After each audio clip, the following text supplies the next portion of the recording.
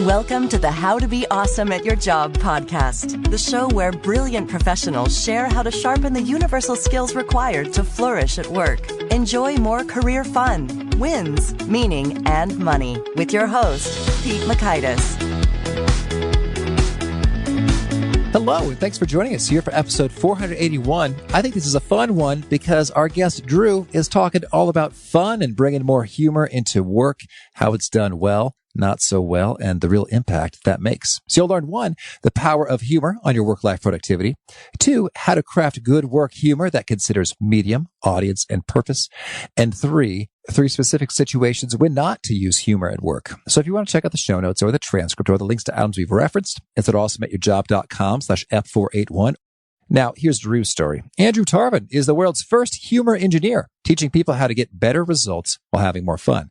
Combining his background as a project manager at Procter & Gamble with his experience as a stand-up comedian, he reverse engineers the skill of humor in a way that's practical, actionable, and gets results in the workplace.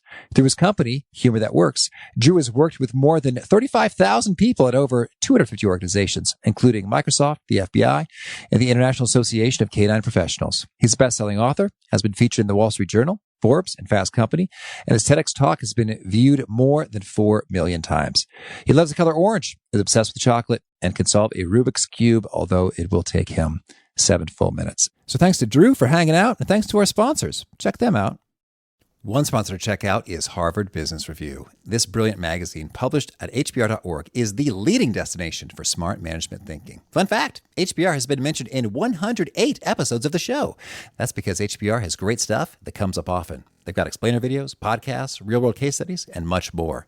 I think of HBR each night that I put on my special orange glasses. Their article, Will Blue Light Glasses Improve Your Sleep?, revealed that those who wore them reported better sleep and a 7% improvement in work performance as compared to those who wore the sham glasses. So I cite HBR anytime anyone tells me that I look silly wearing them.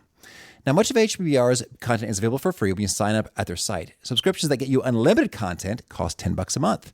If you visit hbr.org/subscriptions and enter the promo code AWESOME, you can save 10% off of that subscription. Again, to save 10% off of your HBR subscription, go to www.hbr.org/subscriptions and enter the promo code AWESOME. And big thanks to our sponsor, Acorns. Acorns makes it easy to start automatically saving and investing for your future. You don't need a lot of money or expertise to invest with Acorns. In fact, you can get started with just your spare change. Acorns recommends an expert-built portfolio that fits you and your money goals, then automatically invests your money for you. NerdWallet.com, whom I love on these sorts of matters, gives Acorns a whopping 4.7 stars and says, quote, if you want to make the most of your spare change, there's no better place to do that than Acorns. Head to acorns.com/awesome or download the Acorns app to start saving and investing for your future today. And we got a legal disclaimer here. It may not be representative of all clients. Tier 1 compensation provided. Compensation provides an incentive to positively promote Acorns. View important disclosures at acorns.com/awesome. Investing involves risk, including the loss of principal. Please consider your objectives, risk tolerance, and Acorns' fees before investing. Acorns Advisors LLC, Acorns, is an SEC-registered investment advisor. Brokerage services are provided to clients of Acorns by Acorns Securities LLC, member FINRA/SIPC. For more information, visit acorns.com. Now, here is Drew. Drew, thanks so much for joining us here on the How to Be Awesome at Your Job podcast. Absolutely. Thanks so much for having me on such a nicely titled podcast. Oh, thank you. Yes, I like the direct approach. I want to hear all sorts of things from you, but first I want to hear about how you're left-handed except when it comes to shooting pool. What's the story here? I don't know. Growing up, I was, everything would go left-handed, which is not so great when you're doing handwriting.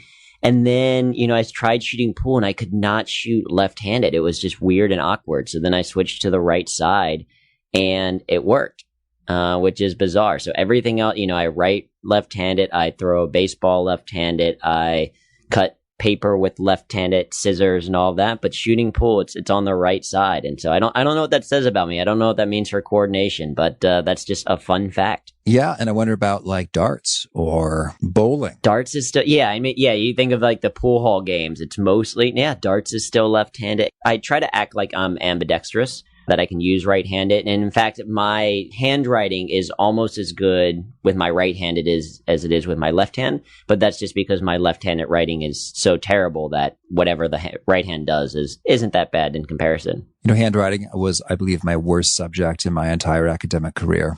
Yeah, and people were like, "You're going to need this for the entire rest of your life." And now at computers, you're like, "No, actually, I don't. I mean, I sign things, but aside from that, don't really do much handwriting." Well, I want to dig into your career. You are a humor engineer, intriguing, and you've studied humor in the workplace for many years. Can you share with us what's perhaps one of the most fascinating and surprising discoveries you've made as you've dug into this topic? Yeah, I think that it's a surprise for many people, especially when they hear my background. So they maybe see me speak and like, how did you get into this? And it's like, well, I got a degree in computer science and engineering, and they're like, that doesn't make any sense. It doesn't seem like the background to then get into stand-up comedy and do speaking and all that for a living. But I think that's part of what led me to one of the biggest realizations is that humor is a skill. I think a lot of times we think of humor making people laugh, being jovial in certain ways is kind of just something that you're born natural able to do. And if you can do it, great. But if you can't, you're kind of out of luck. But that's the big learning is that, it's something that we can learn, that there's an art and science to using humor, which means that we can teach the humor side, the science part of it, while also allowing people to practice the art side of it as well. Well, intriguing. And so I want to dig into the art and science and the skill building and how we can all have more of it. But I want to hear a little bit about the why first. So you make an argument that humor is not just kind of, nice to have, it'd be a little bit more fun if we could have it, but rather like a must have or a critical source of advantage. Can you share some of these benefits with us? Yeah, absolutely. And so part of it comes from the realization that 83% of Americans are stressed out at work, that 55% are unsatisfied with their jobs, and that 47% struggle to stay happy. And so it leads to this recognition that, with 70% of the workforce being disengaged, it costs the U.S. economy an estimated $500 billion in lost productivity every year. If you do the math on that, based on the number of people working and the estimated cost, that's a cost of $4,638 per disengaged employee. And so to me, as an engineer looking at all that, what it's saying is that the current way of working isn't actually working. And for me, I discovered that humor was a way for me to stay more engaged in my work. And when I used it, other people actually got into it as well. And so there's all these benefits to it that have been backed by research, case studies, real world examples. So evidence-based examples of why humor is valuable. So it leads to things like an increase in productivity, a decrease in stress, an increase in happiness. At a company level, when organizations embrace it, you see an increase in positive workplace culture, an increase in engagement, a decrease in turnover, an increase in profit. There's all these different benefits that are, factually based that speak to the value of using humor in the workplace. And that's why I say it's a must-have. And the way that we work today, where work-life balance no longer is a thing, and it's more about work-life integration and the challenges that we have day to day of always feeling like this need to do more with less type thing. Humor is this skill that can help us with all of the changes that are happening in the workplace. Well, and I'm intrigued in that world of, do more with less. Some might say, hey, Drew, we can't burn all this time just joking around and being goofy. We got to produce some stuff. So how do you think about that? I would say that's 100% right. And if you were working with robots or cyborgs, yes, agree. But even something like imagine running your phone down and being like, all right, I need to be efficient with my phone, so I refuse to charge it. You would be great for about 24, maybe if you have a newer phone, maybe 48 hours. And then the phone's going to be burned out. It's then going to be dead and it's not going to work at all. And that's one of the things that I joke about is that as an engineer, I've done a lot of research on productivity. I'm a huge fan of getting things done and thinking about that mentality and all that. But I've learned that it is very difficult to be productive if you are dead. Or if you feel like death too, if you're sick, if you're tired, if you're burned out, if you're stressed out, if you're worn out. And so recognizing that this was a huge aha for me in the workplace is that there is a difference between being efficient and being effective. And you can be efficient with things like computers. You don't need to motivate a computer to work. You don't need to convince it to turn on. It doesn't need a cup of coffee before it starts in the morning.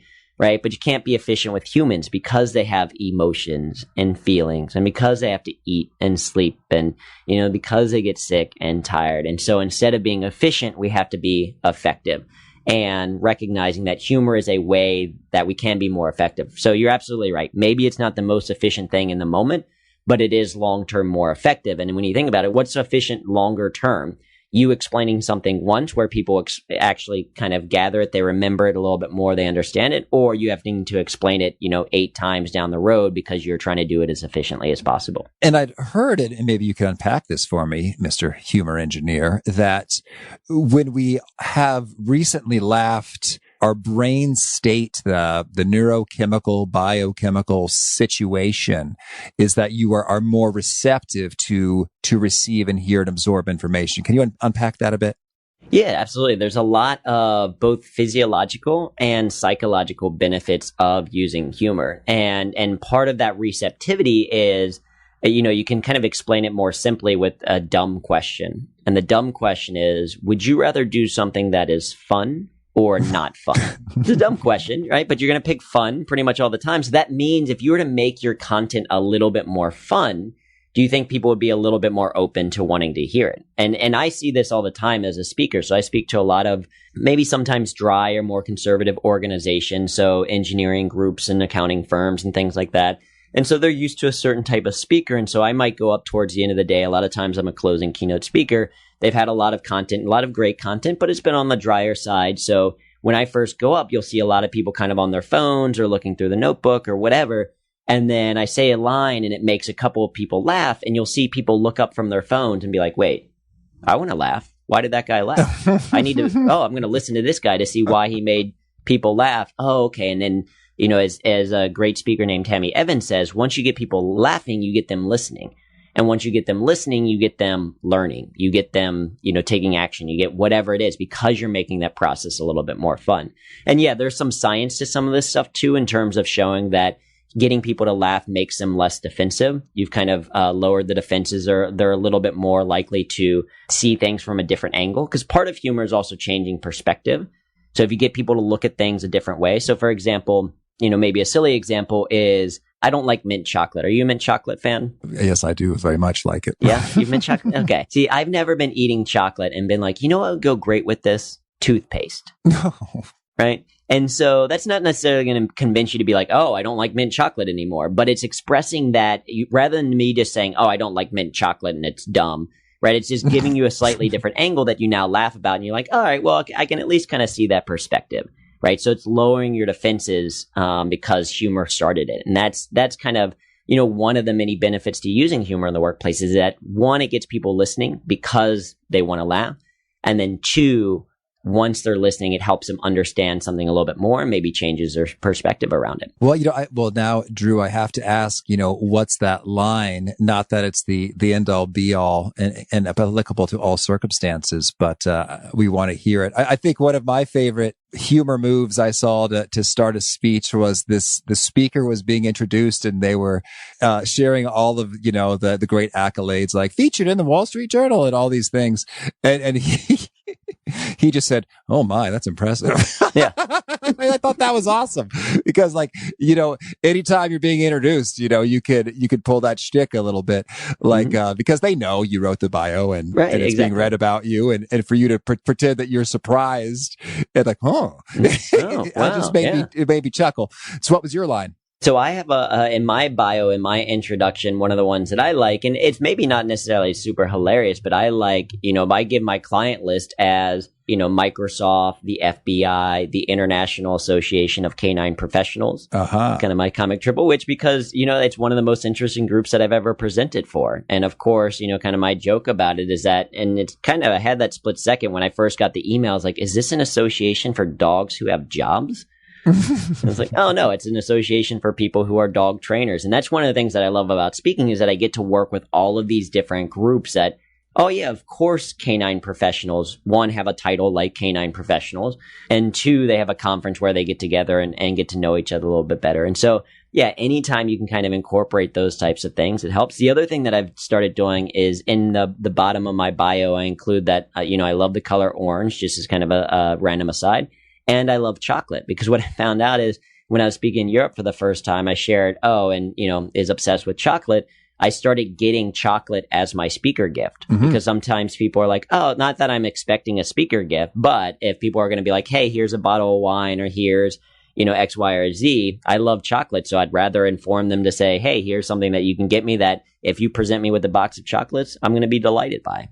Certainly. Okay. Well, so there we go. We got some good benefits, and it's possible for anyone to learn, this art and skill. So I guess, where do we start, or how would you orient us to sort of the components of what makes humor work? Yeah, I think that the starting point is probably around the definition of humor. And making sure that we're kind of aligned on that, because I think we have a certain mindset when it comes to what we think of with humor. And that definition is really important. I kind of relate it to, so I was recently in the UK, and it took me going to the UK for the very first time to realize that I don't speak English, right? I speak American. Okay. Because, British English is different than American English. There's certain words that they say versus what we say. Like we say in the US, we say elevator, they say lift, right? We say fries, they say chips, and chips is something different for us. We say, for the most part, we say like bathroom, they say toilets, right? Or the loo. And so when you're out in public, I think that that's more accurate, because if you are out in public and you say, hey, where's, the bathroom? There is typically no bath in that room. And as an engineer, I'm like, okay, that's more specific, that's accurate. So I was like, I'm going to start using that in my language. I'm going to start asking where are the toilets, or, refer to them as toilets. So I'm in a Starbucks here in New York City, and I go up to a barista and I'm like, excuse me, where are the toilets? And she was confused. She was like, in the bathroom? No. Right. And so there's just that idea that language and how we think about it is important. We want to make sure that we're on the same page with language. And so when it comes to defining humor, right, to make sure that we know what we're talking about, humor is more broad than comedy. Right? Humor is defined as a comic, absurd, or incongruous quality causing amusement. And so often people think laughter, they think stand-up comedy, they hear humor in the workplace, and suddenly they're like, oh, does that mean that I have to start telling jokes? Does that mean that I have to try to become the class clown or a jester? And that's not at all what we're talking about. Instead, we're talking about this broader definition where maybe it's not about making the workplace funny, but about making it a little bit more fun. Because, the bar for comedy at work is much, much lower than, if you were trying to get up on stage and, rock it at a stand-up comedy club or get a Netflix comedy special, the level of quote unquote funny that you need to be is pretty high. You need to be getting, 4 to 7 laughs per minute. They need to be good laughs, solid chuckles, really kind of cohesive ideas, things that you've probably practiced many, many, many times before. Versus if you're just trying to get a little bit more humor into a meeting, simply having an image behind you that isn't just a wall full of text, but is kind of an interesting image that you're speaking to might be a simple way of getting a laugh. Or like you said, in your bio, having a quick line about like, oh, that sounds impressive. That's not necessarily the funniest joke ever written, but it is something different. And in that context, makes things a lot more interesting. And so I think understanding that definition and recognizing when we're talking humor in the workplace, we don't mean about making the workplace funny, but more about making it more fun, I think is a good starting point for people. Oh, well, certainly. Well, that's great. That's really reduces some of the pressure and lowers the bar. And it's true. I have seen certain contexts where someone tells a joke, there's a whole lot of laughter. And I'm thinking, boy, if that person were not, whoever they were or wherever we were, there wouldn't be nearly that kind of response. So that's great. Okay. So it's not too hard. So how should we proceed? Yeah, so the way that we kind of frame using and getting intentional about using humor in the workplace is around what we call a humor map. And the humor map stands for your medium, your audience, and your purpose. So your medium is how are you going to execute that humor? Is it in an email? Is it in a phone call? Is it in a one-on-one situation? Because we know that your medium impacts your message. Something like sarcasm or satire, you've maybe, have sent a text that's meant to be a joke before, and you learn from the other person that they took it the wrong way, or they read into it a little bit more. So sarcasm, satire, very difficult to do, say, in the text form, because people they can't see that you are joking. They can't see the paralanguage of the body language and, the tone of voice and everything that you're saying it with. And so your medium impacts it, right? So understanding what that's going to be, right? Email, phone call, one-on-one, live video or video version, whatever it is. I have to chime in. Have you seen the Key and Peele sketch where they're texting and have completely different interpretations of what's going on?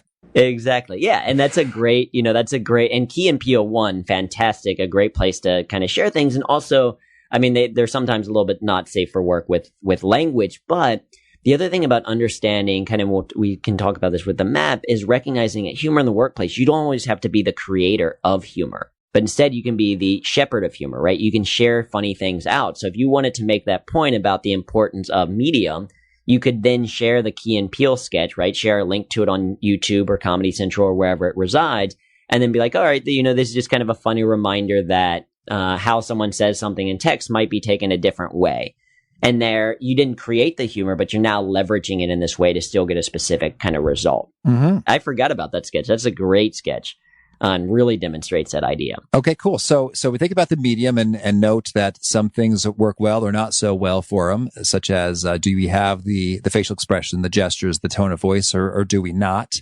Anything else to consider with regard to the medium? Yeah, well, I think and this is where things like memes or GIFs or things like that can help, because they introduce a visual element to your message. And you're seeing emojis come up even more. I was just reading an article recently that emojis are coming up in court cases as well, and judges don't necessarily know what to do with them. But the whole point of emojis are to help you better convey a message because you can't visually be there. Now, does that mean you should, in a very formal email to all of your clients and your boss and all that, include a bunch of emojis after every sentence to make sure that they know what message you're sharing?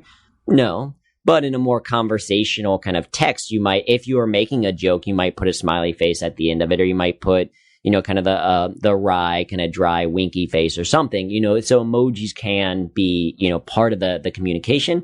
But a big thing is kind of really with GIFs and memes, you might also express humor maybe in that way, so it's really just understanding the medium in how it might be received and recognizing that the safest is kind of in person.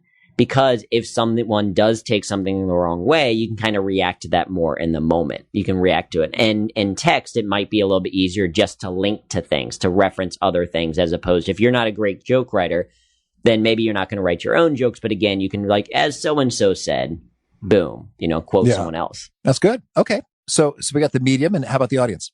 So the audience is, who is the audience? What do they know? What do they need? What do they expect? Because part of using humor, it's not to replace the work, right? If to borrow kind of from Office Space, if your boss is like, hey, do you have those TPS reports? You don't want to make a quick joke. And then when they say no, seriously, do you have them? You don't want to be like, well, got to go. See you later.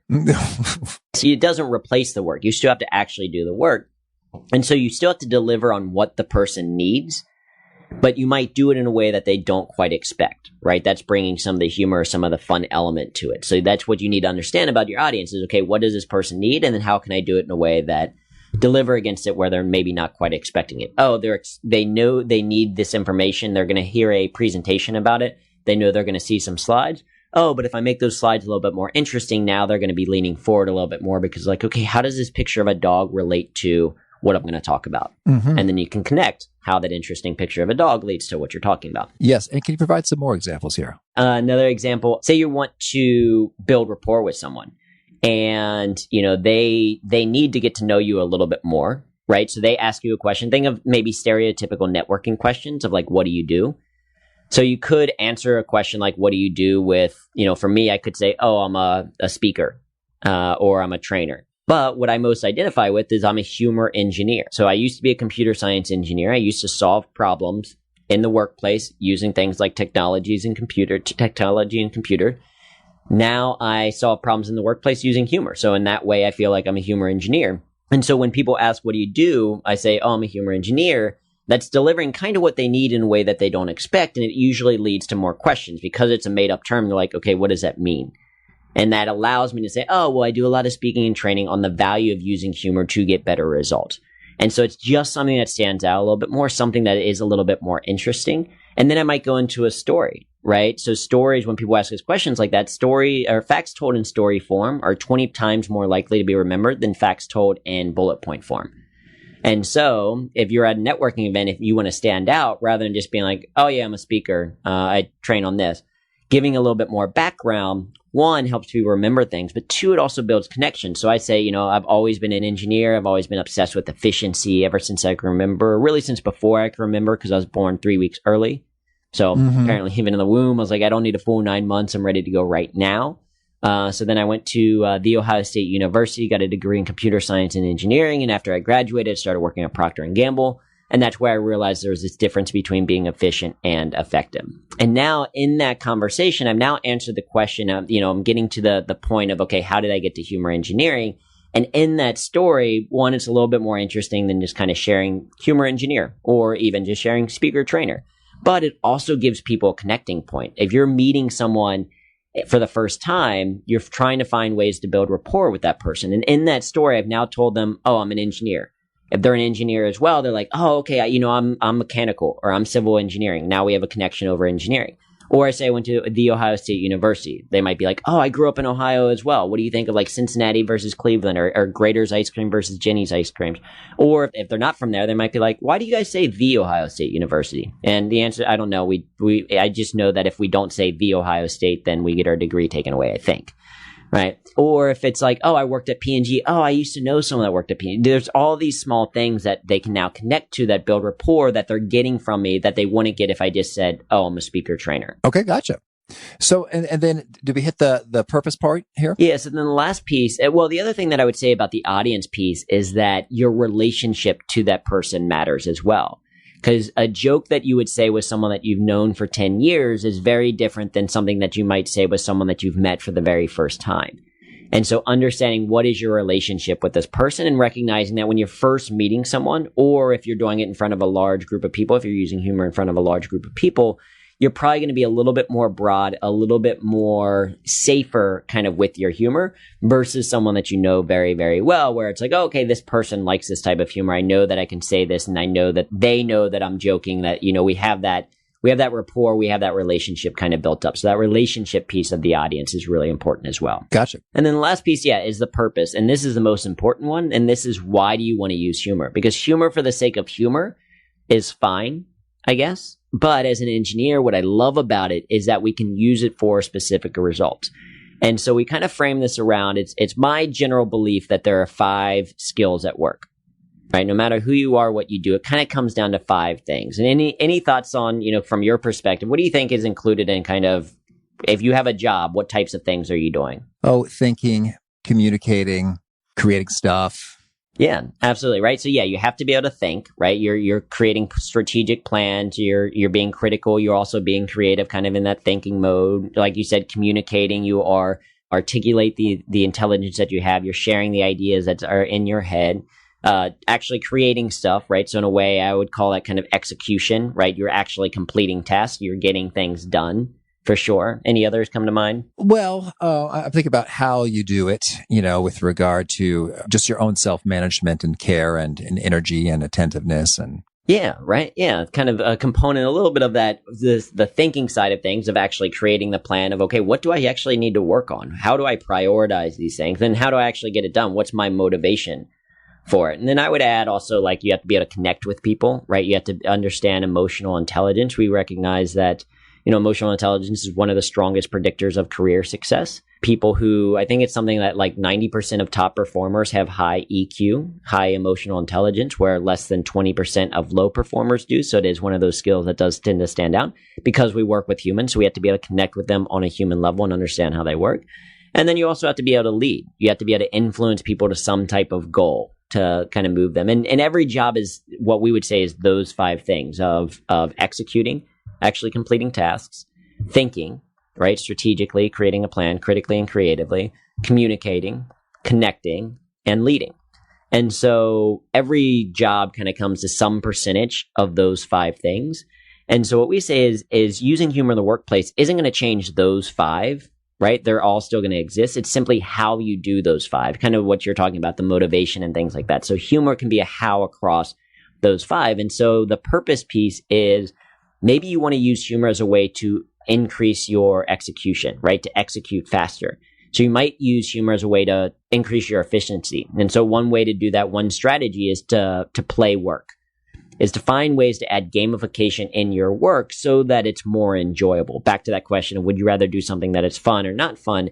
Well, if you make your work a little bit more fun, you're more willing to engage in it. You're more willing to do it. And so this might be something as simple as listening to music while you're doing, kind of a mundane task. One of the things that I like to do is I'll start to read emails in a different accent in my head, just as a way to kind of stay engaged with emails as I'm going through it. You might decide to do a task with a friend and compete with them. Be like, hey, we both got to do our expense reports right now. So let's set a timer and see who can get through the most expense reports in 15 minutes. Again, it's not the funniest thing. It's not a Netflix comedy special, but it's making the work a little bit more fun, changing your perspective around it so that you're a little bit more engaged with it and willing to do it. Yeah, I would love it if you could share all the more of these. I do this when I am, I guess, proofreading. I've written something and I find, boy, when you read it out loud, it just finds stuff that reading it in your head doesn't. And so I don't know what character I am assuming when I read things out loud, but it's almost like a very earnest broadcaster who is also talking very fast, because it's like, Andrew Tarvin is the world's first humor engineer, teaching people how to get better results while having more fun. And so, and I don't know, I guess, it doesn't make me sort of laugh out loud like this is ridiculously hilarious, but it gets the job done. I am proofreading by reading aloud, and I'm having a little bit more fun with it than if I were just reading the words like, a school child is reading a book aloud. Exactly. And I think that's exactly it. It makes it a little bit more interesting. And this is where I encourage in a lot of ways, bring in things that are an outside passion into your work as well. Or maybe, if you were a kid and you always wanted to grow up to be a broadcaster, absolutely proofread things kind of as a broadcaster. If you love doing accents for whatever reason, read it in a different accent and see what it would, kind of sound like. Whatever it is, it's just small tweaks. And this is a form of humor called self-enhancing humor. And it's kind of epitomized by, there's a great quote from Kurt Vonnegut that said, laughter and tears are both responses to frustration. I myself prefer to laugh because there's less cleaning up to do afterwards. And so it's this idea of, hey, you have to do the proofreading anyway. You could choose to say, hey, this is annoying and I hate it and God, this is just the worst. Or you can be like, all right, I'm going to do it anyway. Yeah, let me put on a broadcaster voice and make it a little bit more fun. Or let me try to be an auctioneer and see how fast I can get through it. Or let me try some of these accents that I think are kind of fun. Or let me do it to music. In fact, I've just started doing this because I have a bit of a nasally voice, getting over a sore throat, so it's a little bit deeper now. And at times it is a little bit monotone. And so someone was saying, oh, when you're practicing your speeches, practice it to inspirational music. Like put on an inspirational instrumental behind you, and that's going to automatically you're going to start to add musicality almost to your voice. So these are just small things that you can do to make the process a little bit more fun. And the other beautiful thing about these as examples is that no one can stop you from doing them. So there's all these benefits to humor in the workplace, but not everyone was using humor. And so I wanted to understand why. And the number one reason why people don't use humor, at least according to the survey that we ran through our site, was that they didn't think that their boss or coworkers would approve, right? They didn't see it as a culture in the workplace. And the reality is that 98% of CEOs prefer job candidates with a sense of humor, and 81% of employees say that a fun workplace would make them more productive. Most people want it, but they haven't necessarily created a culture of it. And so people think that it's not welcome. And a lot of times it's just because people haven't tried. So a lot of times you can start out and it's usually received pretty well. But even if you're in an organization where no, my manager is explicitly told me no fun whatsoever. If you're laughing, it means you're not working hard enough. They call it work because it's work, not because it's play, and that it has to feel like if you work in an environment like that, one, maybe consider kind of why you're continuing to go to that, but also recognize that no one can control how you think. No one can stop you from, if you're proofreading these things to yourself, changing the voice in which you do them in. If you have a commute that you have to go through, no one can stop you from listening to a comedy podcast or this making it a regular thing of, hey, every day or every Monday or whatever, I'm going to make sure that I'm listening to the Be Awesome at Your Job podcast because it puts me in a good mood and I have a good time. And I'm going to relieve some stress to show up more present for my family when I get there, right? No one can stop you from doing that in your car. And so these are all things that you can choose to do no matter the work environment. And that's why it's a starting kind of first strategy that we share is that it is something that you are entirely in control of. Well, and I'd love to hear when it comes to we're worried about and maybe unwelcome. What are some of the easiest little baby steps for, okay, I'm entering a meeting, I'm doing a presentation. Like, here are some safe things you can do that will make it a little bit more fun and have extremely low risk of folks flipping out about it. Yeah, well, I think going back to if you're clear on the map piece, because I think that when people tend to get in trouble with humor in the workplace, it's usually one of two reasons. One, it's inappropriate humor. So it is important to understand there's a difference between, say, bad humor and inappropriate humor. All right. Like, a joke is just not funny versus what? Why are you discussing these lewd sexual acts? Not the place. Exactly. So bad joke. Yeah. And they've done studies where if you share a joke that is appropriate, but people don't laugh, there's no real negative gain. There's no like perception change or anything like that. Especially if it's a positive inclusive, then a positive inclusive joke that doesn't get a laugh just becomes a positive inclusive statement. So it tends to be okay. However, an inappropriate joke, even if it's successful, even if it makes people laugh, can have a negative impact on people's perception of your competency in the workplace. It doesn't affect their confidence in you, but it does affect their perception of your competence, right? And so inappropriate humor is typically inappropriate for one of three reasons. One, it's an inappropriate topic. Exactly like you were talking about. It's not, using humor is not an excuse to talk about like sex or drugs or rock and roll, in the workplace. It's not going to be, hey, this is typically a taboo subject, but because I'm saying a joke about it, it's okay. That's not true. Could be inappropriate because it has an inappropriate target. So some humor has a target that is someone else. And so if you're using humor as a way to make fun of someone, or if it's, a racist joke or a sexist joke, right, that's still very much inappropriate in general, but particularly in the workplace. And then the third time is that could come at an inappropriate time, right? So humor is just one tool of many tools that we can use in the workplace. And it's not to say it's always going to be the best tool to use. So you do have to recognize that there might be an inappropriate time. So if you're firing someone, that's not the time to like bust out your Frozen parody and be like, I've got to let you go, not going to pay you back anymore, right? Like, I can't sing at all, but, it's not like, oh, this is going to make it more fun. That's an inappropriate time. So I think understanding that is one way to make sure that we keep things appropriate and that we don't run into trouble, to make sure it's more positive, inclusive. And then I think the other thing is going back to the map piece, and specifically that purpose piece, that it's not just, hey, I want to be fun to be just so I'm seen as funny. So sometimes people ask me about, okay, but what about Michael Scott in The Office?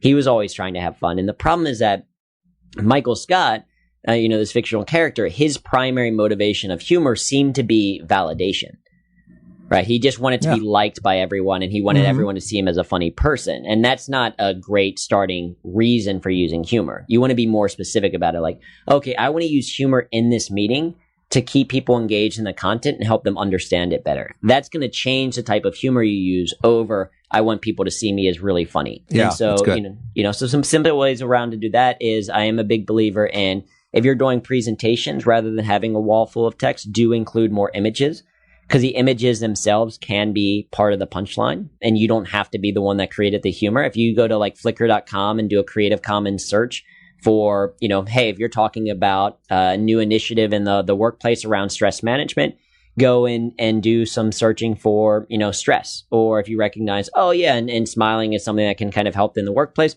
find a picture of a dog that's smiling and it makes people laugh. Or in my TEDx talk, I share a picture of, I say that I work with some pretty conservative organizations, and will admit that sometimes when I'm talking about the benefits of humor, they are a little bit skeptical. And when I say skeptical, I click to the next slide, and it's a dog that kind of looks skeptical. And so people are now laughing because it's like, oh yeah, that is kind of funny. That dog kind of looks like it has that expression that it is a skeptical looking dog. And so now they're laughing, and it's just an additional kind of punchline. I didn't have to put the word skeptical behind me. I didn't need to put all the research and everything there. It was just kind of one way to keep it and make it a little bit more engaging. So I think images can be a great way to do that. I think activities is another way to incorporate some humor in a way that everyone is included. And so another form of humor, so we talked about self-enhancing humor. Another form of humor is affiliative humor. And this is positive, inclusive, where everyone is part of the in group of that humor. So I think of kind of Ellen DeGeneres. And so when you're starting a meeting, as a project manager, I used to start meetings with a simple question that people could answer pretty quickly to go around the room. If it's a group of like 8 people or so, to be like, all right, just, before we get started, want to, and I've set this up before, but like, we're doing these questions as a way to get to know each other a little bit better and remind ourselves that we work with fellow humans and not just, resources. So today's question is very quickly go around the table and reply with the first thing you remember buying with your own money, or what's something that you think is true for you that you don't think is true for anyone else in the room, or just these kind of specific questions that get people to kind of share a little bit more about them, because, it goes back to this resource piece. Like as a project manager, I labeled people as resources. And most workplaces label people as resources. And over time, you start to forget that the other person on the other side of an email or the other side of a phone call or the other side of a conference desk is a fellow human being with human lives and human emotions. And maybe, right, just maybe the reason that their email is late to you is not because they secretly hate you, but because they have a sick kid at home. And that's part of what humor is doing, is it's reminding us kind of our humanity in the workplace and saying, hey, we're all in this together as people. And so small things that we can do that can remind people, that can be a great way to kind of introduce humor in a safer, easier way. And you also talk a bit about how to use humor to diffuse conflict. How does that work? Could you give us a demonstration? Yeah, so a lot of times it's just kind of becoming a reminder of that situation, of kind of what the situation is, and creating a pattern interrupt. Because so often our conflict is we get so kind of narrowed in on a focus or a problem that is coming up, or the conversation that's happening, and we need to just be kind of interrupted from that to kind of take a break and step back. And, sometimes just observing, kind of giving an observation or sharing an observation about the room can help, or the situation. For example, I was in a meeting at P&G, and it was getting pretty intense. We were a little bit behind on a project. And so there was some, kind of blame, kind of calling out and blaming people and things like that. And my manager at one point was all right, everyone, listen, we need to remember that at the end of the day, we sell soap. Yeah.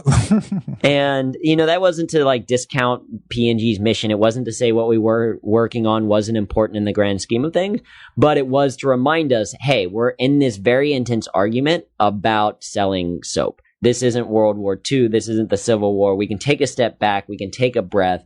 And that was enough to make us laugh and for us to kind of recharge. And so sometimes it's like to say, okay, you use a comment or get people to take a break and then say, okay, maybe let's take 5.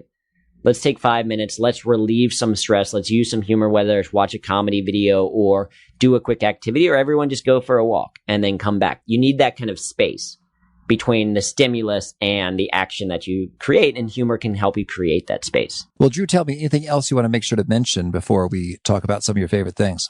Yeah, so I would say there's 2 quick things that I would say. One, kind of given the audience that I know is listening, recognizing that there is a difference sometimes in how humor is received between men and women. So in one study, they found that when men use humor, now I'm going to mess up the percentages, but they're kind of close. When men use humor, it was met with a positive response 80% of the time, I think. When women used humor, it was met with a positive response 20% of the time. In that same study, they found that 90% of the humor that men used was off-the-cuff humor, kind of conversationally in the moment, and 70% of the humor that women used was self-defeating humor or self-deprecating humor.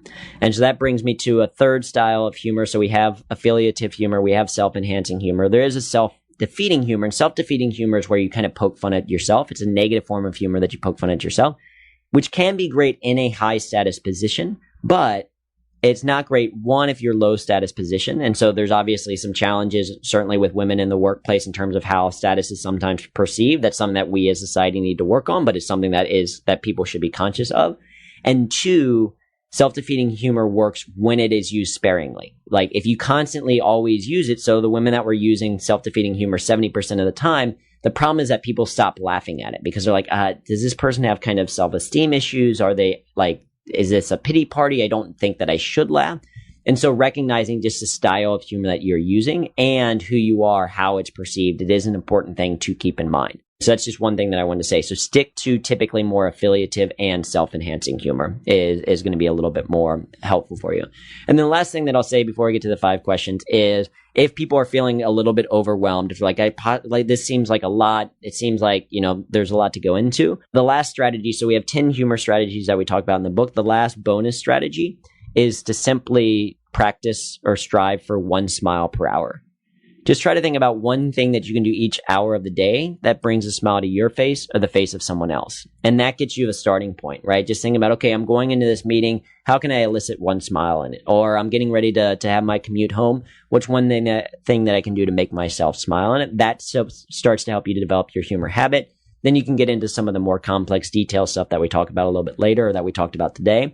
But it really starts with kind of that choice and choosing to kind of practice one thing each hour. All right. Well, now could you share with us a favorite quote, something you find inspiring? Sure. So a favorite quote, I would say I heard this many, many years ago. It's a cliche. It's the best career advice that I've ever been given, which is that it is better to beg for forgiveness than it is to ask for permission. All right. And how about a favorite study or experiment or bit of research? So there's a great humor and problem-solving study that they took 3 groups of kids. One group of kids watched a comedy video. One group of kids watched a math video. One group of kids watched no video whatsoever.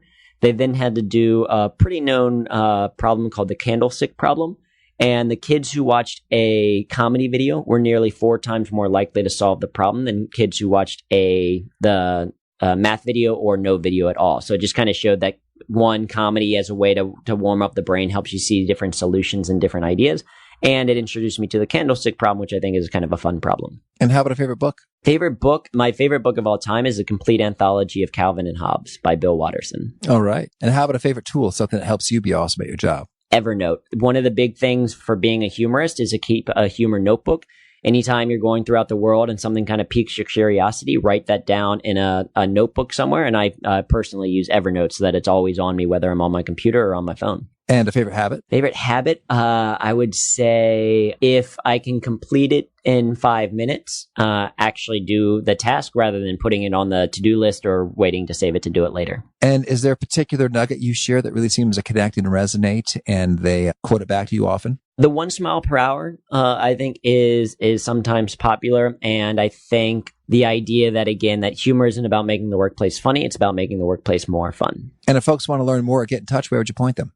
They want to learn more about humor in the workplace. They can go to humorthatworks.com. We've got plenty of free blog articles and resources there, free newsletter they can sign up for. Also access to the book, the online course, some of the workshops that we offer. If they want to connect with me, if they like puns, I like tweeting out puns and things like that. So if they want to connect with me on social media, if they have specific questions, they can find me at Drew Tarvin, DREWTAR, V as in Victor, IN, on any of the social media. And do you have a final challenge or call to action for folks seeking to be awesome at their jobs? Yeah, I mean, I would say just start, right? You choose every single day how you're going to do your work. So why not choose to be more productive, less stressed, and happier? Why not choose to get better results and have more fun? Why not choose humor that works? Beautiful. Drew, this has been fun. I wish you lots of luck and laughter and all you're up to. Absolutely. Thanks so much for having me. I was really struck by Drew's assertion that we are 20 times more likely to remember facts shared in story form than we are in just sort of fact form. And I thought, oh my gosh, that's so huge. Is that even true? I didn't do an intense fact check, but I Googled around. It seems to have a basis in legit stuff. A number of psychologists and cognitive neuroscientists have real research and are sharing 22 is in fact the multiplier that they have come up with, which I find supportive in that some of the best business books, bestsellers are parables or fables. Like Pat Lencioni's got a number of great ones. And sure enough, it is kind of more engaging and pulls me in, and I can remember some of those bits more. So stories, while not necessarily a laugh riot, a chuckle fest, are ways of bringing some more fun into the workplace, and that is also boosting performance. So I thought that was a really cool example and a nice little reminder that you might have some stats or data or figures you worked really hard to get. I've been there, but they may not resonate as much as a great story. And I love it if you could share both. You share a killer story And then you say, hey, and that's not a fluke or a freak accident. This is actually commonplace because X% of, whatever. And so you kind of got the 1-2 combo, one of my faves. So again, the show notes, the transcript, the links to items we've referenced are at awesomeatyourjob.com/Ep481. I hope you push subscribe because if you do, you'll catch our next guest. We have David Allen of Getting Things Done fame. He is back after a 460 episode break. We've got some more David Allen. He was with us in episode 15, and he's got more goods to share about getting things done, mental space, productivity. So that's a fun one. But if you want something to listen to immediately, I might suggest you check out the Negotiate Anything podcast with Kwame Christian. Now, we've had Kwame on the show a couple of times, and we recently shared an Airbnb that a bunch of people didn't show up to. So we had this big old place to ourselves in Orlando for Podcast Movement. But that just reminded me that he has an awesome show I haven't mentioned recently, and it is called Negotiate Anything. I've appeared on the program. I talked about how to prepare for negotiations, and that released back in June 17th. And he's been with us. He talked about working with your inner toddler, and he's been huge for me in figuring out hey, am I looking at more of a rational, logical argument or more of an emotional argument in this conversation? And to speak the right language, it's really going to connect and resonate and meet your people where they're at. So another great podcast you may wish to check out. It's Negotiate Anything by Kwame Christian, and it's a fun one. Peace out. Until next time. Thanks for listening. To get the most out of the show, we recommend 2 key things. First, check out the extra resources at awesomeatyourjob.com. You can find this episode's transcript and links, as well as the perfect episode for your situation. You can search the full text transcripts of hundreds of episodes or explore episodes tagged by topic and competency covered. Second, subscribe to the podcast and get future episodes automatically. You can subscribe by telling Siri and several other smartphones and speakers, subscribe to the How to Be Awesome at Your Job podcast, or by tapping subscribe in your podcast player of choice. If you'd like some extra help figuring out podcasts and how subscriptions work, visit awesomeatyourjob.com/subscribe for guidance.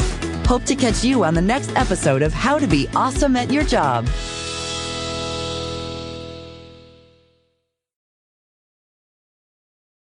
1, 2, 3, 4.